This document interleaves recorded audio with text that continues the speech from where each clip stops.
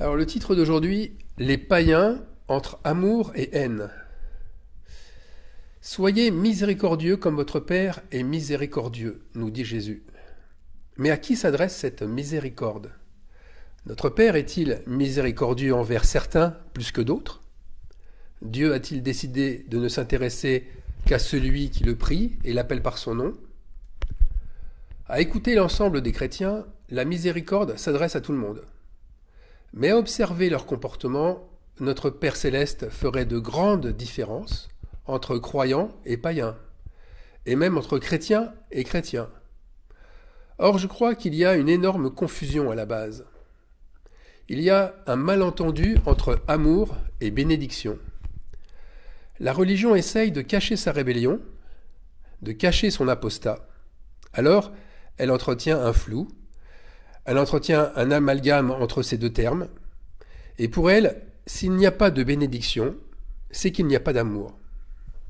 La bénédiction serait la preuve que Dieu nous aime, et l'absence de bénédiction serait la démonstration qu'il a cessé d'aimer. Si Dieu nous aime, il nous fait du bien, comme un bon père nous fait du bien. Et comment un bon père, alors, pourrait tolérer des malheurs à ses enfants? Or, le jugement commence par sa maison.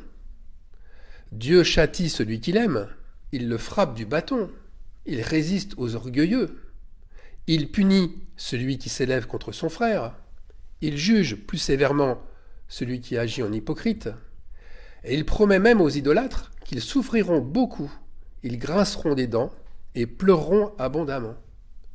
Alors certes, Dieu est amour, il aime tout le monde et se préoccupe de tout le monde.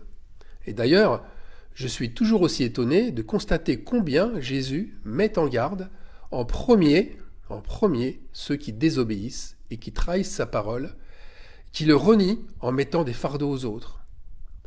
Jésus s'occupe des enfants de son Père qui se rebellent et qui agissent mal. Il les secoue violemment en leur disant qu'ils ont pour père le diable. Mais il met aussi en garde ceux qui obéissent et qui obtiennent des bénédictions, parce qu'ils risquent eux aussi de tomber. Pourtant, dans les faits, pourquoi si peu se préoccupent des autres? Nous devrions tous exercer le même amour si nous sommes animés du même Saint-Esprit. Alors, devons-nous aimer les païens? Oui, parce que déjà, beaucoup d'entre eux seront nos futurs frères et sœurs. Et la bonne attitude consiste à être ouvert vis-à-vis d'eux. S'ils se présentent à nous avec un cœur repentant ou rempli de bonté, acceptons-les. S'ils sont en opposition ou agressifs, changeons de chemin, à moins que le Saint-Esprit nous amène à un autre choix.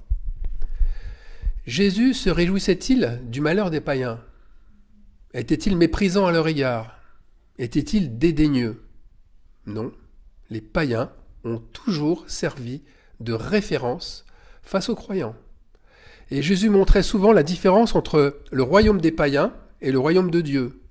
Il disait par exemple que l'inquiétude, c'est un état constant chez les païens, qui s'inquiètent de ce qu'ils vont avoir ou ne pas avoir. Alors que le disciple de Christ, ne devrait s'inquiéter de rien, bien au contraire, puisque son Père céleste le bénit continuellement. Alors les païens représentent-ils une frontière entre ce qui est vil et ce qui est saint? Eh bien, pas toujours. Pas toujours. Lisons l'évangile de Luc au chapitre 16 et au verset 8. Les enfants de ce siècle sont plus prudents à l'égard de leurs semblables que ne le sont les enfants de la lumière. Et moi je vous dis, faites-vous des amis avec les richesses injustes, dit Jésus. Alors les païens peuvent aussi nous enseigner, notamment ce qui concerne la gestion des richesses. Comment les répartir pour les besoins de chacun, ou comment remettre les dettes, par exemple. Ça, ils savent le faire. Pourtant, aujourd'hui, combien de croyants méprisent les païens? Ils sont dans le jugement et la condamnation face à la détresse d'un monde rempli de corruption et subissant les catastrophes. Combien méprisent les païens, les accusant d'avoir laissé un tel monde se dégrader de la sorte?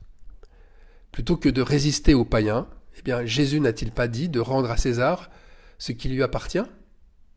Donc, donnons-leur ce qu'ils demandent.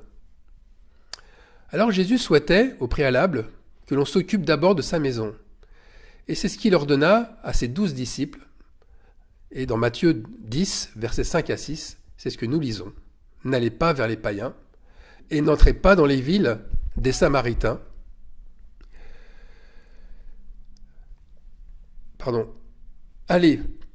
N'entrez pas dans les villes des Samaritains, allez plutôt vers les brebis perdues de la maison d'Israël. Alors, avant de faire une doctrine de ce verset, nous devons examiner le contexte et voir s'il est en contradiction avec cet amour universel du Fils de Dieu, qui a donné sa vie pour tous, afin que tous croient en lui. Si Dieu est le sauveur d'Israël et des nations, son intérêt dépasse largement le cadre d'Israël. Et cette mission, Jésus ne la donne-t-il pas à ses disciples avant son ultime sacrifice ? Lisons Matthieu 28, verset 19. Et là, c'est la version Martin. « Allez donc et enseignez toutes les nations, les baptisant au nom du Père et du Fils et du Saint-Esprit, et les enseignant de garder tout ce que je vous ai commandé. Et voici, je suis toujours avec vous jusqu'à la fin du monde. » Amen. Entre Matthieu chapitre 10 et Matthieu chapitre 28, il n'y a pas une doctrine différente, il y a seulement du temps qui s'est écoulé et un ordre allant de la localité à l'éloignement. D'un peuple où Dieu s'est révélé au départ vers les autres. Alors il y a une autre preuve aussi, elle est dans son attitude. Jésus donne certes une primauté à la maison d'Israël, mais a-t-il rejeté un seul païen venant à lui ? Jésus de Nazareth s'est autorisé toute forme de liberté. Il est ébahi face à la grande foi d'un centenier, donc un soldat romain, qui vient à lui pour la guérison de son serviteur malade. Il y a aussi Jésus qui guérit la fille tourmentée par un démon pour une femme cananéenne et qui venait se prosterner à ses pieds. Entre parenthèses, alors que ses disciples voulaient la renvoyer. Il se met aussi, Jésus, à guérir tous ceux qu'on lui amène, peu importe leur origine, même une foule qui venait au-delà du Jourdain. Au-delà du Jourdain, c'est l'autre côté. L'autre côté, c'est la Jordanie, ou la Syrie actuelle. Ce sont donc des peuples arabes et non juifs. Alors Jésus a-t-il rejeté et dispensé de guérison ces peuples parce qu'ils étaient étrangers à Israël et que sa mission première ne les concernait pas ? Et que dire de la femme samaritaine à qui Jésus demande à boire ? Même elle est choquée. Elle est choquée qu'un juif lui adresse la parole alors que les deux peuples n'ont aucun contact à l'ordinaire. Mais Jésus se laisse encore une fois conduire par son Père, qui lui envoie celles et ceux qui doivent être délivrés. Alors, il n'y a pas de loi à la délivrance. Et pour aller à la règle, c'est l'exception qui est la règle. La raison, c'est que Dieu veut que l'on s'attache à l'exception et non pas à la règle. L'exception échappe, elle, à tout contrôle humain. L'exception demande à être à l'écoute du Saint-Esprit. Et Jésus-Christ enseigne la règle de l'exception à travers les évangiles. Mais elle a déplu fortement aux religieux parce qu'ils ont un esprit de contrôle et qu'ils refusent de perdre le contrôle. Le contrôle leur permet d'aimer qui ils veulent. Quant à Jésus, il s'est préparé à être surpris. Oui, il s'est bien préparé à être surpris par la foi des païens. Et les exemples que j'ai cités avant le démontrent.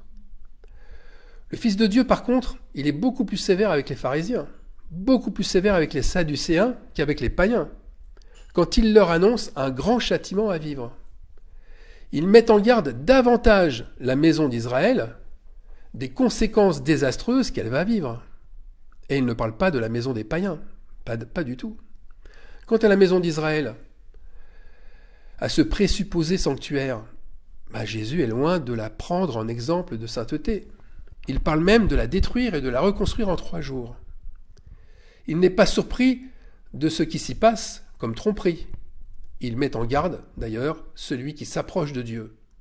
Et il leur dit « Observez tout ce qu'ils vous disent, mais, attention, n'agissez pas selon leurs œuvres. Ils disent et ne font pas. » Alors oui, les prédicateurs disent à leurs fidèles d'aimer tout le monde, mais au fond d'eux, ils veulent gagner le monde, puisqu'ils cherchent la gloire et qu'ils n'aiment que ceux qui les aiment. Et pourquoi ? Parce que ce sont des pécheurs qui ont pour un temps aimé la repentance, mais qui simulent parce qu'ils sont retournés rapidement à ce qu'ils avaient vomi. Et c'est ce que leur reproche Jésus d'ailleurs. Si vous aimez ceux qui vous aiment, quel gré vous en saura-t-on ? Les pécheurs aussi aiment ceux qui les aiment. Si vous faites du bien à ceux qui vous font du bien, quel gré vous en saura-t-on ? Les pécheurs aussi agissent de même. Évangile de Luc, chapitre 6, versets 32 et 33. Alors ces croyants-là, ils concentrent leurs dons et leur soutien uniquement envers leur assemblée et pour les choses qu'ils estiment leur être profitables. Ils renient leurs frères se réclamant des autres doctrines. Ils sont méfiants vis-à-vis de celles et ceux qui ne sont pas baptisés selon leur rite. Ils bénissent les rencontres qui leur amènent un intérêt quelconque. Ils ne tolèrent aucune exception à leurs règles de fréquentation, sauf si elles peuvent leur apporter un intérêt pour eux-mêmes. Et là, entre parenthèses, ils s'appuieront sur l'exception du Saint-Esprit, mais sans en recevoir la force, puisqu'ils mettront des liens à la place de la délivrance. Mais alors pourquoi y a-t-il autant de missionnaires de nos jours ? Pourquoi y a-t-il autant d'hommes et de femmes de Dieu qui parcourent la planète ? Eh bien, l'esprit fourbe et hypocrite du religieux l'incite à évangéliser tout le monde, sans exception, mais avec cette contradiction qui est celle de faire des choix parce qu'ils s'interdisent d'aimer le monde et ce qu'il y a dans le monde. Mais c'est encore une particularité qui montre qu'ils sont tous attachés à leur péché, c'est qu'ils partent en mission à l'autre bout de la planète alors que tellement de gens sont encore dans le besoin autour d'eux. Ils vont dépenser du temps, de l'énergie, des collectes et des dîmes pour leur ministère missionnaire, mais ils sont avares avec leurs frères, sur tout cela, allant jusqu'à demander à leurs frères qu'ils connaissent bien et qui vivent à leur côté de faire des efforts pour pourvoir à leurs besoins. Donc, ce croyant-là, dans les faits, eh bien, il aime sa doctrine plus que son prochain. Il aime sa doctrine plus que ses propres frères, puisqu'il montre qu'il va plutôt vers les brebis perdues de la maison évangélique, tandis que d'autres iront vers les brebis perdues de la maison protestante, d'autres encore de la maison catholique, mormone, etc., etc. Toutes ces maisons n'appartiennent pas à Christ. Dieu a en horreur ce qui s'y passe. Ce sont pour beaucoup des païens qui se sont convertis, mais qui sont redevenus des païens. Et la fureur de Dieu, elle est pour ces nouveaux païens, parce que leur trahison est abjecte. On connaît tous ce verset où Dieu a tant aimé le monde qu'il a donné son Fils unique pour que quiconque croit en lui et soit sauvé. Mais ceux qui croient en lui et qui retournent à leur première condition, à quoi sert le sacrifice de son Fils unique ? Alors oui, Dieu les aime toujours, ces nouveaux païens, mais leur condition sera 7 fois pire que la première. Jésus a-t-il dit de se garder des païens et de ne surtout pas les fréquenter ? Non, jamais. Par contre, il a dit une chose qui est très claire au sujet de ces nouveaux païens. Ils possèdent un caractère à vomir et à fuir. Jésus le dit bien, « Gardez-vous avec soin du levain des pharisiens et des sadducéens. » Le levain, c'est l'hypocrisie, c'est la vanité, c'est l'amour de soi. Aimer les païens, ce n'est pas aimer le monde. Aimer le monde, c'est aimer le levain qu'il y a dans le monde. Oui, mais Jésus a dit à ceux qui pêchent et qui refusent d'écouter leurs frères, puis qui refusent ensuite d'écouter l'Église, qu'ils soient considérés comme des païens et des publicains.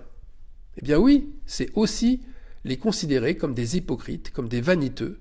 Donc, c'est aussi ne plus leur faire confiance. Leur caractère est démoniaque et ils cherchent à vous dévorer. Mais Jésus dit, vous êtes la lumière du monde.